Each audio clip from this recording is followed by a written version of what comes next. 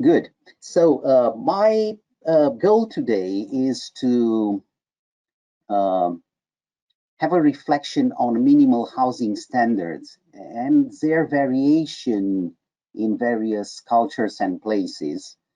I've been trying to do it since I started to work in extreme poverty neighborhoods. Because of course minimal housing standards are everywhere and they are dominating our practical activity.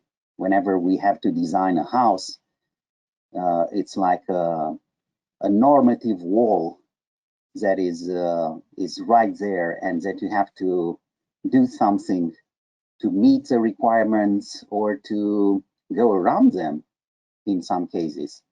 And that's why I framed it as the problem of poverty. Because when you deal with poverty issues, this problem becomes more stringent, more visible. And in the case, at least the case of Romania, it becomes really, really strong, as I will show later.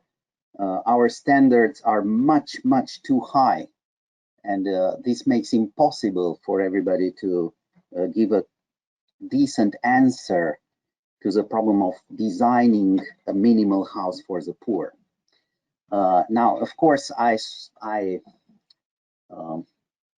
took the hipster approach to the title, trying to condense in a smart phrase the struggle of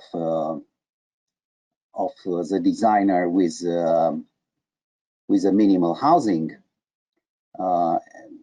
as the critiques that are addressed to you when you design everything of this sort is that maybe it's too small, or too big, or too ugly. And Cătălin, sorry. Yes. We see only your first screen, too small, too big, too ugly.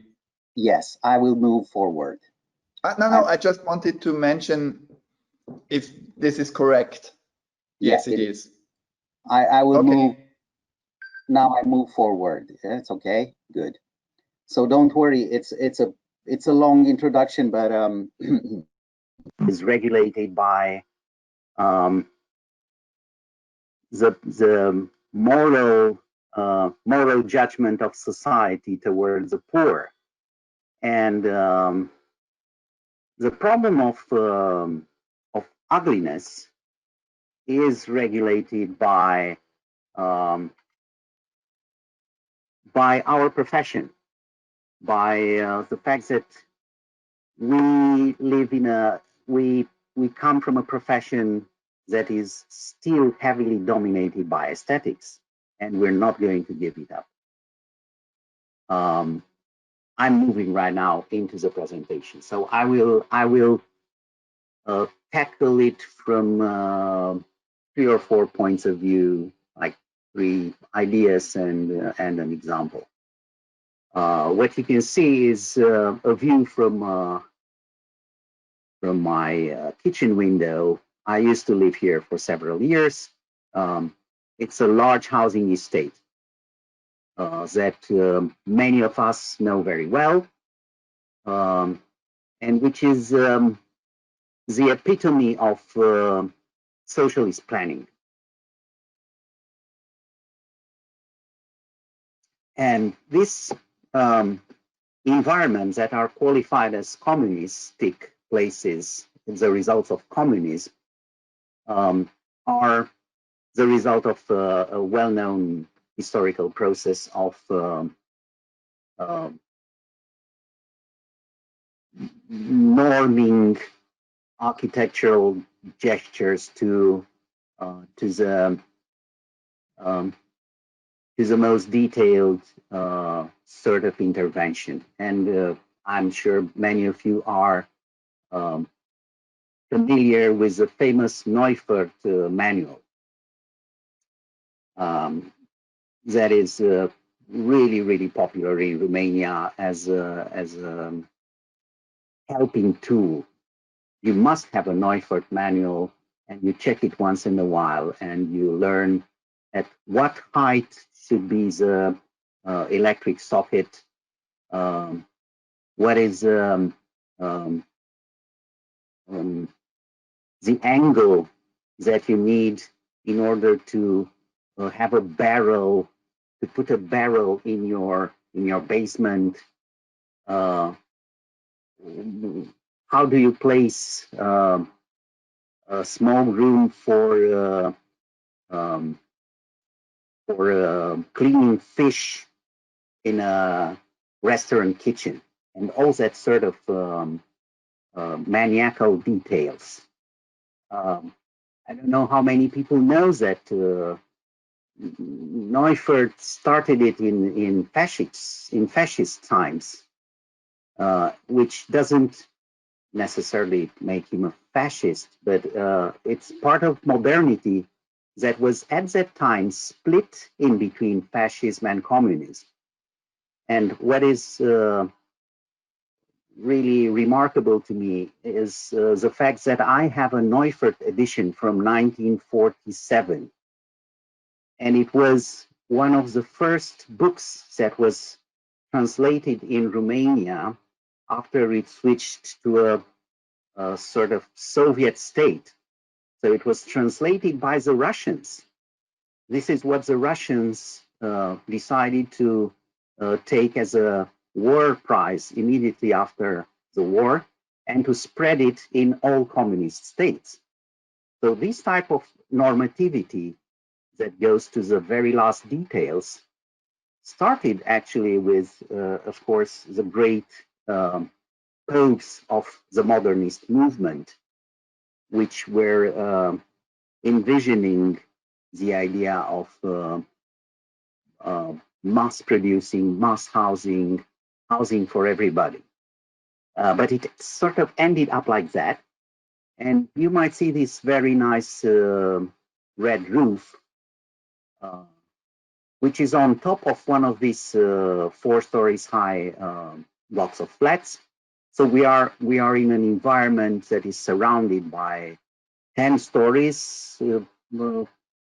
We call them high-rise. They're not that high-rise, but let's say high-rise buildings. And in the middle of this fortress of blocks of flats, you would have at least 25 smaller blocks of flats. And on top of one of them, you can see this legal extension. We know many examples from the Balkans where you have illegal extensions, informal. In this case, this is a legal extension that creates a sort of surrealistic landscape. But all these relatively new forms of housing are based on this epistemic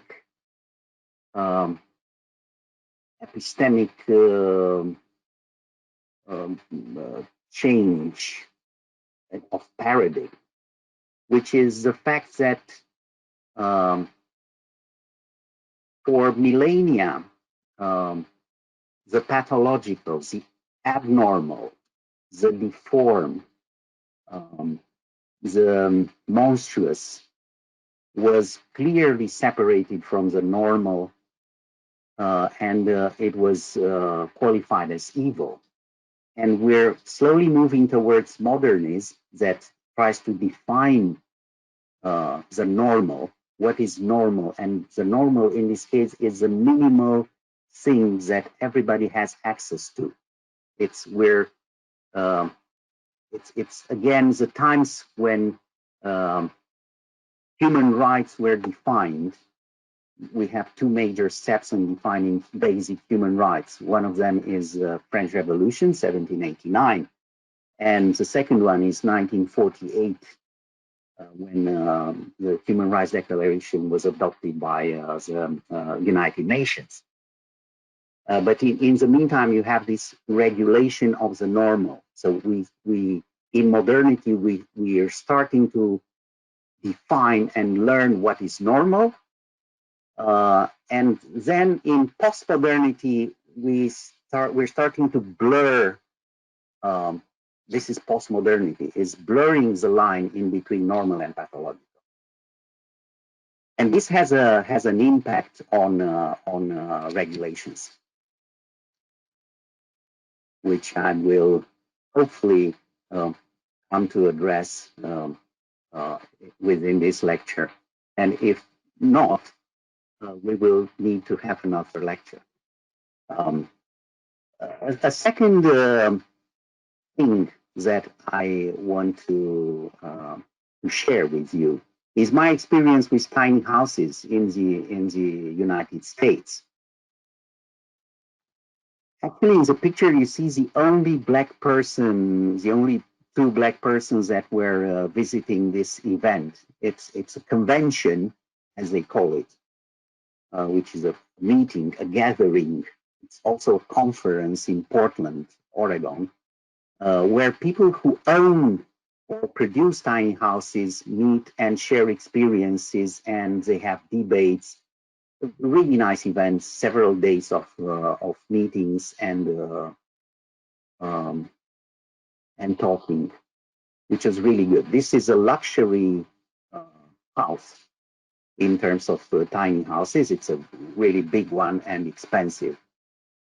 Well, relatively expensive for the US, maybe $100,000 or so. And you can see it. It has wheels. It's a tiny house on wheels. This was the legal back door for people to build small houses, because in the US you have strong regulations against having shacks in your garden, but you also have strong regulations to have the so-called RVs, which are recreational vehicles. So you can build your own recreational vehicle, and you're not precisely allowed to live in it, but this is how people are bending the rules and trying to invent a new form of housing, which is very, very popular. And you might be familiar with different shows, TV shows that are presenting you the nice part of it, the posh part of it. What I learned here is that there was a large number of actually people who were choosing this way of life because of harsh economic conditions. Not that harsh, so they're not the most poor of the poor, but it's about bending the rules in order to minimize the space, to get a smaller house that would simplify your life and keep you away from the banking system. Now, I'm going back in history, because it also happens that during my stay in the US, I just went to New York to see the Modern Art Museum, and it was like they knew that I'm coming and I'm interested in minimal housing, so they prepared this exhibition of on modern architecture that was dealing with existence minimum, and German-speaking people are much more familiar with debate on existence minimum, but this was not the central point of modernism. And the Athena Charter meetings in which everything was defined and redefined. And I came across on this occasion with a guy who was more recently introduced to the gallery of big Bauhaus people and Le Corbusier and Allison and Peter Smith and all the others. It's called Karel Teige. This guy is a Czech guy, was writing in Czech, so he was only translated in 2008. So now he will be a new addition to the gallery of historical figures of modernism. And of course, the exhibition was fantastic. It had this one-to-one life-scale models of, for example, a modern kitchen in the 20s. This Hannes Meyer, we would call it nowadays an installation. There's the most minimal of the minimum thing. How would you live here? You have the spiritual side, and you probably pray a lot, I guess. Now, just a quick reminder of the place where we started from. This is a unité d'habitation, and I will only would like to show you these bedrooms. If you go to Paris, please visit Cité d'Architecture, where they have a full-scale model of the unité d'habitation. So if you have the chance to go to Marseille, of course, it's very interesting. But also you can find it also in Paris, and you can visit it. It's at the upper floor, full-scale model, and you will end up in this bedroom, which is 1.90 m in width. So this is where we started from with our common ancestor, Mr. Le Corbusier. And this is why he could not resort to the Vitruvian man, because the Vitruvian man would not fit into the 190 meters wide bedroom. So he had to dress this more fancy guy who can live in whatever kind of space he likes. It's more flexible. But then, speaking about local cultures, one time I was in Paris for about a weekend, so I rented an 11 square rooms mansard, which had a sofa, a sink, a cooking device, a toilet, and a shower, all of them in the same room. And that was about, I don't know, 700-800 euros. And it was perfectly legal.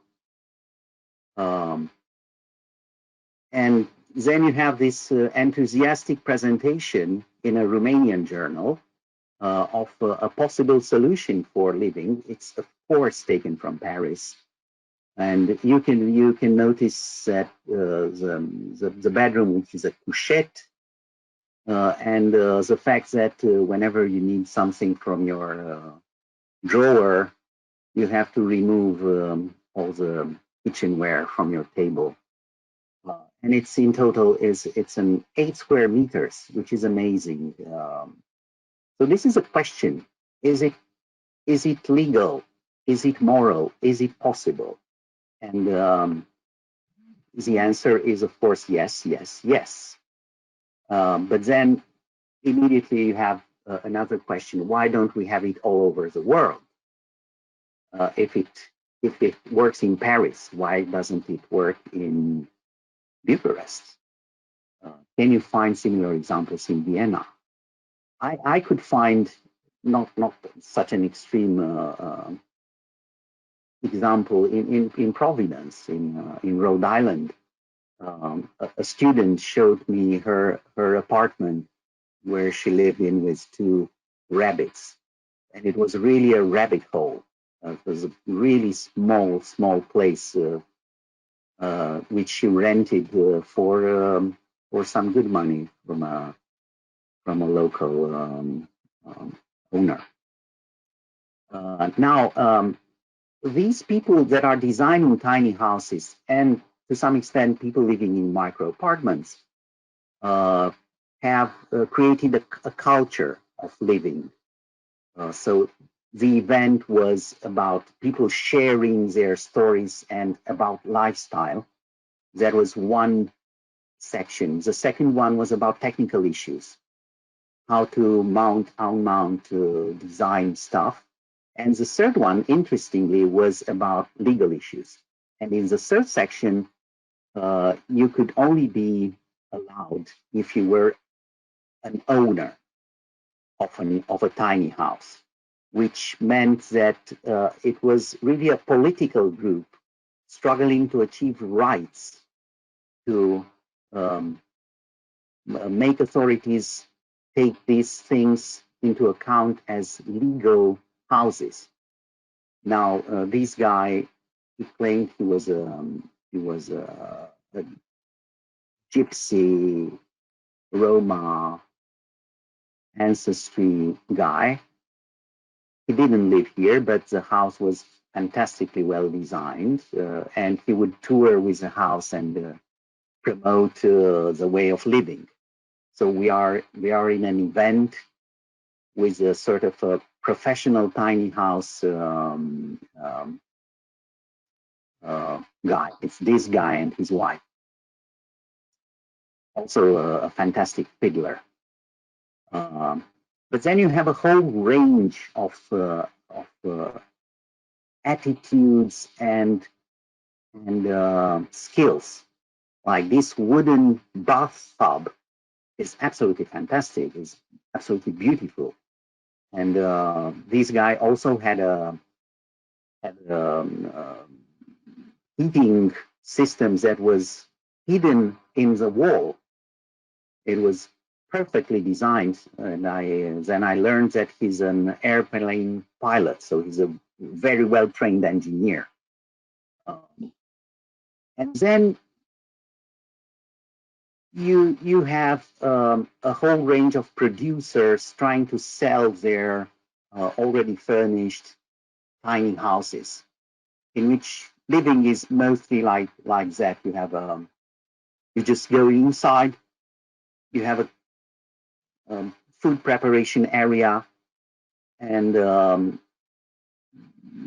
toilet is hidden, is under the sleeping place, and that's pretty much everything. Then, of course, you have lots of small inventions that would bring value to the space, and each and every other house is different, because some of them are really places where you can live for a weekend.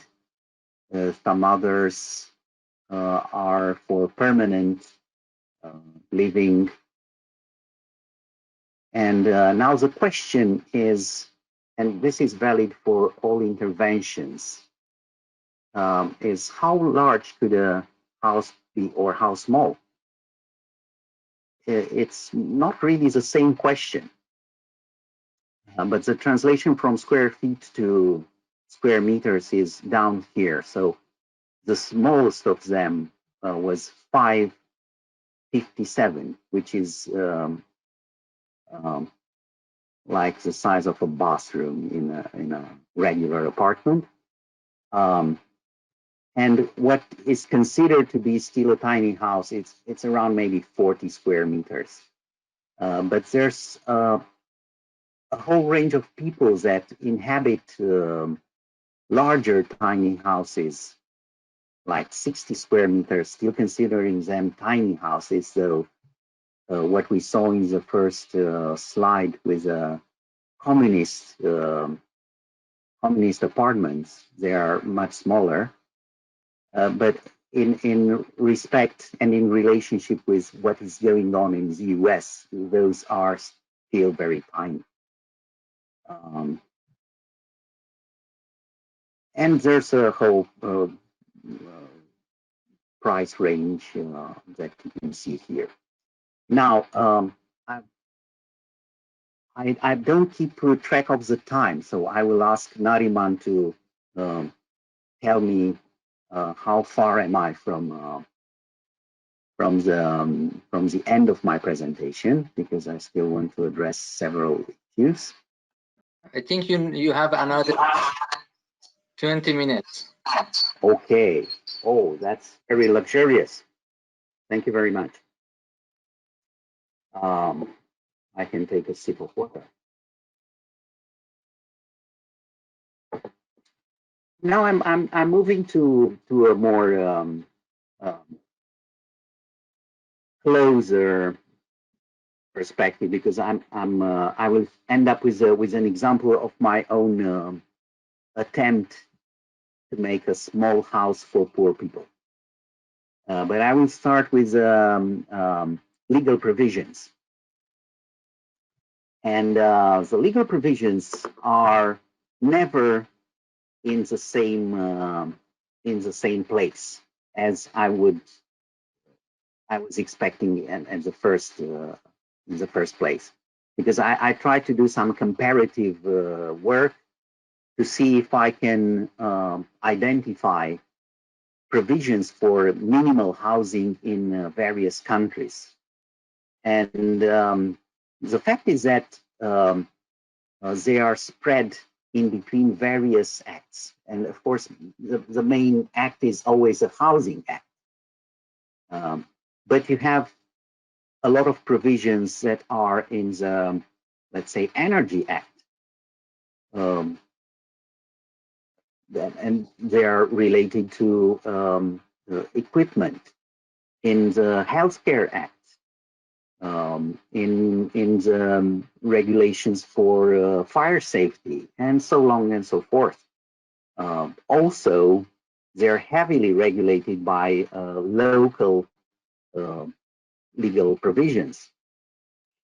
And in the US, at least, this was absolutely puzzling, because they have the federal acts, they have the state acts, and they have the local norms, and it's a complete it's a complete mess.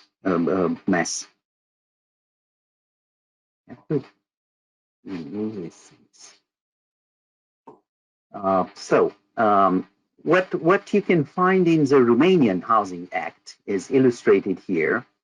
And I will use some time with this unappealing slide, just to show you some entanglements of the law. The law is brutally simple, and it ends up with several annexes. This is the famous Annex 1A. So it's the first one that states that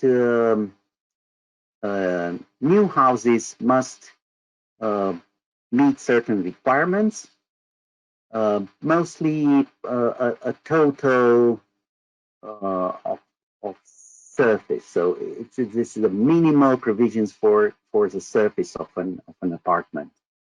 And I checked with Nariman several days ago, and it looks that in Vienna you only need 30 square meters, while in Romania you need at least 37 square meters for the one room apartment, which is really generous. And it's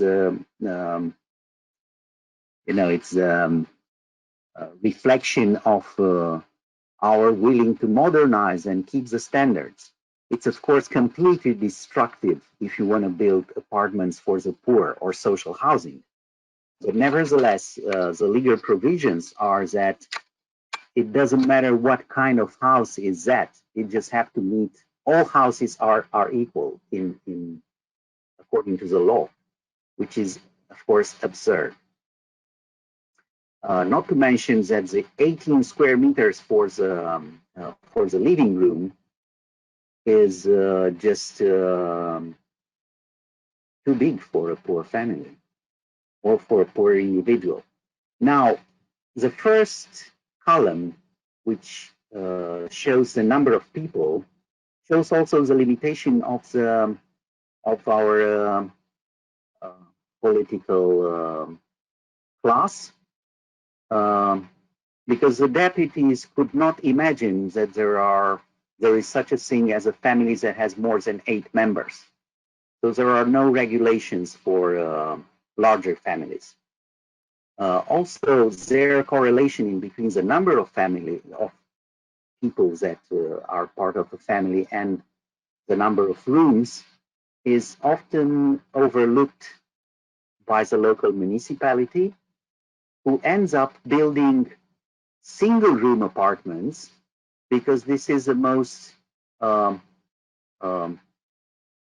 efficient according to their budget. So they built a single room apartment meeting the legal provisions, and then they stuff in 4 or 5 people. And the space inside the 37 square meters, which is usable area, is split in between this living room. In this case, a bedroom is assimilated with a living room. Then you have a dining that might or might not be part of the kitchen. It's up to you. And then you must have like 2 square meters for depositing stuff. So minimal requirements ask for, let's say, basic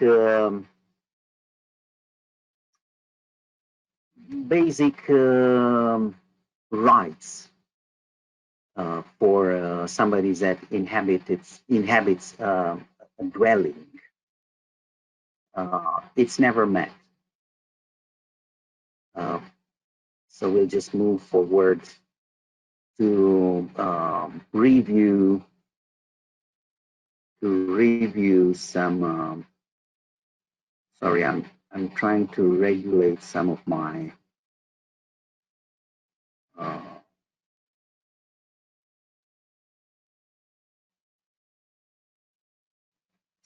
settings. Okay. So you have the minimum height and also the volume of air, and you have a quite confused definition of how to count all the surfaces in order to meet the legal requirements, and this generates an endless debate in between architects and people in the city that have to issue the building permit. And also it led to a huge increase in the statistics, because in 1990 the number of square meters per capita in Romania was 14 square meters, and now it's around 32 or so. But this did not happen because we built a lot. We didn't build a lot, but we just changed the methodology. So we adapted our methodology. So we now count. Previously, it was only taken into account the living area. So bedrooms and living room and kitchen. And now we insert loggias and hallways and even deposit spaces. So this is how you manage to increase statistically to align with European norms and regulations. We're still very much behind. Also, you have a backdoor for having a variation of plus or minus 10% of the surface, which I was trying to address in a way. Now,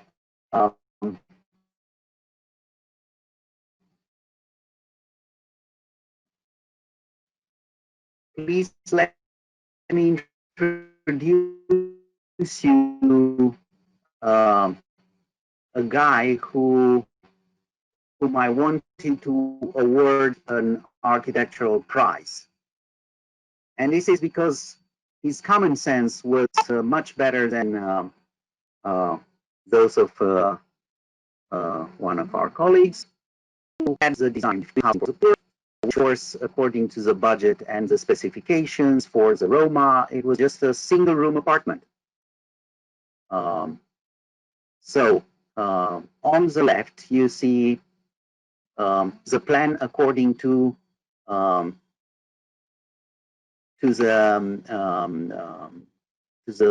building permit, which is an 18 square meters room, living room, a kitchen, a hallway, and you can have the 2 square meters for deposit in here, and the bathroom.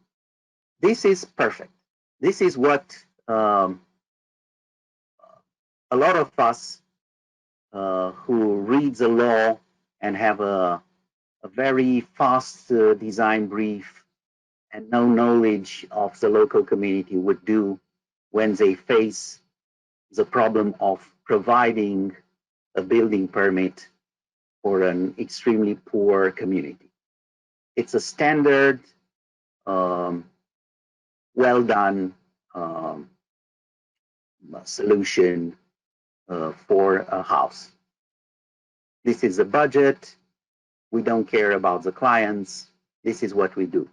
Now, what this guy did was that he was, of course, very much aware of the fact that there is no sewage in his neighborhood. So the idea of having the toilet inside the house when there is no sewage is absolutely hideous. So he removed the bathroom. So the toilet is, of course, outside. Instead, he used it as a kitchen.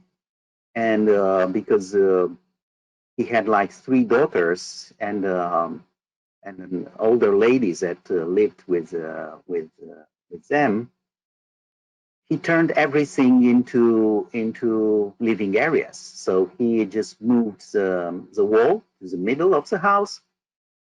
So now he got 2 rooms, one for his for himself and his wife, the other one for the children, and then the mother-in-law would live on the hallway. And I think this is perfect. Also, he moves the windows in order to get intimacy from the street. So he repaired the wrong solution that was proposed in a completely superficial way by a person that never ever visited the site. And this is how it works, or how it worked for a long time. I think now we are in times and in a position where when most mayors would like to have containers, to put all the poor in containers, because they saw it in the Balkans for the refugees, and it's a very, very popular thing. Of course, you can do very nice architecture with containers. If you're rich and you get a lot of containers and you cut them in nice ways, and then you stuff them with nice finishings. But if you have a poor family living in a container, that's absolutely hideous. We can equate the containers with a tiny house, and you can see that they don't use containers. They built it from scratch because they're very, very well equipped and very, very nice. They have very, very nice finishings. Now, this is a situation. This was the situation in Romania. It's ever changing in terms of poverty. These are numbers of people. And what I'm trying to express here is that the minimal housing provisions are up here. the average, the national average is somewhere here, and people that live in poverty are way below. And this is why. So you have people that were born in this sort of shacks. We're speaking mostly about Roma communities, Roma people that lived for a while during communist times in the large housing estates, and that are now coming back to these areas because they were the first one to lose their jobs, and they have to find a solution. And the situation in many places is very much like this, with a bed in this L shape. This would be a stove. So it's an ancestral way of coping with it for people who are completely excluded from other solutions. And now I'm coming back to the tiny house people who can play the harp or have a pet, have a hedgehog as a pet, and that can buy a van and transform it in a student's house, which is really, really tiny, and it's a solution for the exclusion from the housing market in the US. These people are excluded from any sort of housing in the US. So they live in this, which is not good and not particularly a bright future for a young family. But it's a lot better than extreme poverty in Romania. I'm just showing you the level of details and the solutions these guys, who are of course college graduates, invented to make a life for themselves in a place that asks for your life in return. If you take a loan, you become slave for life. So we should go. We should end with my own struggle. The too small, too big, too ugly thing that I did several years ago. That was 2005. So we had people living in the former Jewish quarter of Dorohoi, a town in north of Romania, really poor, the end of the train line. The train doesn't go any further than Dorohoi. It just stops there. It has to come back. And it's a place of the first pogrom in Romania during World War II. So the Jews left. At some point in time, Roma people were brought in, and then the mayor decided to get rid of them, so he didn't renew their contracts. Electricity was cut, water access was cut, and after many years of decay, they decided to build new houses for the Roma, just in order to evict them from the center of the city. And since there was not even a single architect in the city of Dorohoi, 30,000 inhabitants, actually there was one, but he was retired and he didn't want to participate. I had to complete my own building permit in the city hall. And so I was submitting the documents, and to some extent also approving them. Of course, there was an engineer from the city hall that had the legal rights. And I produced this sort of solution for these guys, for which I was heavily criticized for being either too small, too big, and definitely ugly, which I completely assume it, because the whole idea was about bending the Housing Act. And the goal was what you see here in yellow, was building a house with as little money as possible. No aesthetics, zero aesthetics. Absolutely no preoccupation for aesthetical stuff, but just creating the tiniest dorm and putting in as many people as possible. And that was because the whole program started from the idea to have 32 single-room apartments. And what I managed to do by taking into account every single piece of wood and every single piece of plastic was to get 32 three-room apartments plus 4 individual houses with 4 rooms. So using the same amount of money, I created 108 or so rooms instead of 32. Of course, bending the rules and having endless discussions at the ministry in charge, because this was a ministerial program. That's why they accepted all the bending at that time, because it was very close to elections. But the result was this sort of image, which was not according to aesthetic standards of my colleagues. And I presented it very proudly in an exhibition in Bucharest. And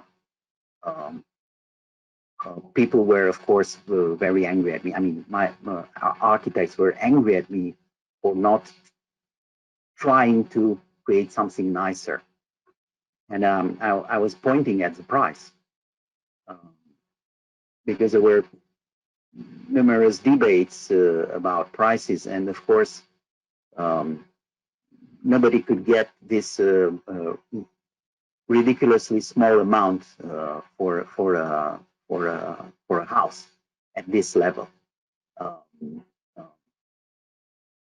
What is a bit amazing for me is that I took part in a recent presentation, in a recent debate of people who leaned towards the left, and they were discussing solutions for housing for the poor. And there was also a colleague of mine that was doing a presentation, and she used my example from Dorohoi. But still, after 15 years, she was still criticizing the aspect of the houses.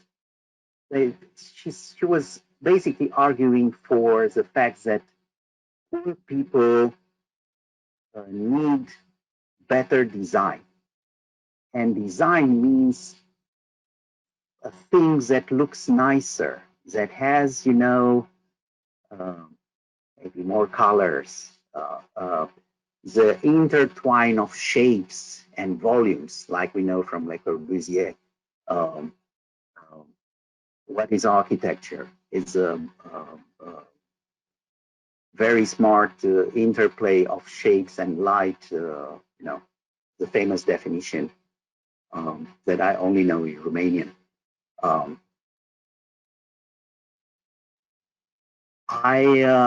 Well, that's I think it's a set, it's a long set of ideas that I wanted to introduce you to.